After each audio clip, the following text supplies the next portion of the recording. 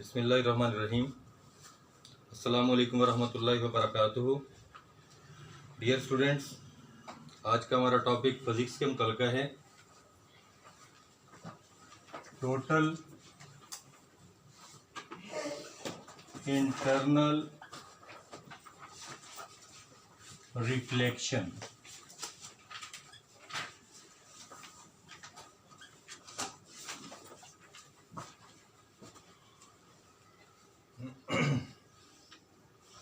सबसे पहले रिफ्लेक्शन का हमें पता होना चाहिए कि अगर लाइट रे किसी ब्राइटेड सरफेस से टकराकर उसी मीडियम में वापस आ जाए, यानी बाउंसिंग बैक हो जाए, तो इसको हम रिफ्लेक्शन कहते हैं। टोटल इंटरनल रिफ्लेक्शन का मतलब ये है कि रे ऑफ लाइट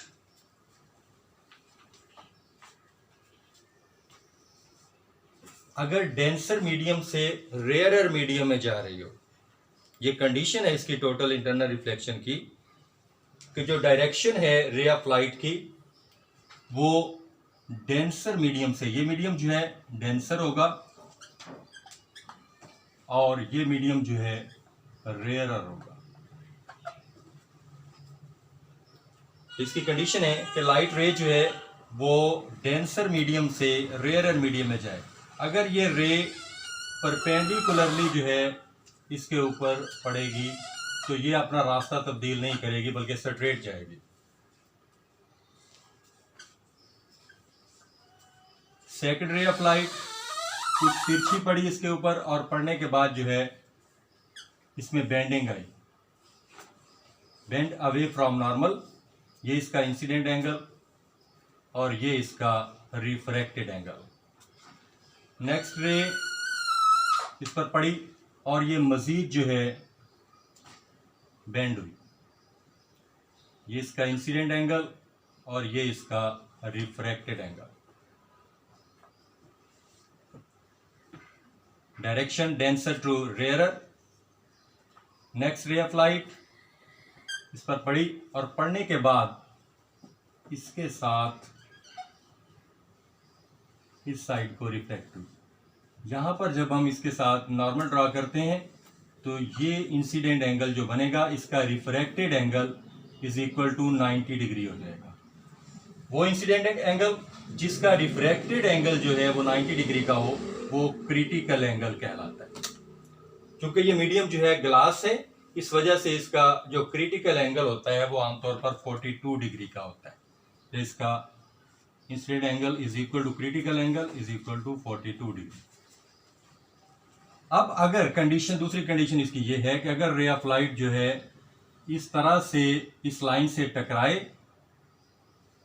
कि इससे बनने वाला जो एंगल ऑफ इंसिडेंट है वो ग्रेटर हो जाए किससे, क्रिटिकल एंगल से, तो रे ऑफ लाइट बजाय दूसरे मीडियम के इंटर होने के उसी मीडियम में वापस रिफ्लेक्ट हो जाती है। यहाँ पर आई और आर बराबर होते हैं, इस वजह से ये रिफ्लेक्शन अक्कर हुए यहाँ पर। यानी रे जो है वो डेंसर मीडियम से रेयरर मीडियम की तरफ जब गई तो जाते हुए जब वो इस लाइन से टकराई जो रेयर मीडियम और डेंसर मीडियम को जुदा करने वाली लाइन थी, तो टोटल इंटरनल रिफ्लेक्ट होगी। क्योंकि इसकी टोटली दो कंडीशंस हैं। पहली कंडीशंस क्या थी कि जो डायरेक्शन हो लाइट रे की वो डेंसर टू रेयरर मीडियम हो, और टोटल इंटरनल रिफ्लेक्शन की दूसरी कंडीशन क्या थी कि रे ऑफ लाइट जब इसके साथ टकराए तो एंगल ऑफ इंसिडेंट जो है वो क्रिटिकल एंगल से बड़ा हो जाए। इस मजहर को टोटल इंटरनल रिफ्लेक्शन कहा जाता है। अब यहाँ पर जो है हम इसकी वैल्यू जो है वो फाइंड कर सकते हैं किसी भी जो ना फार्मूले के अंदर। n is equal to 1 over sine C, और अगर हमें साइन सी फाइंड करना हो तो sine C is equal to 1 over n।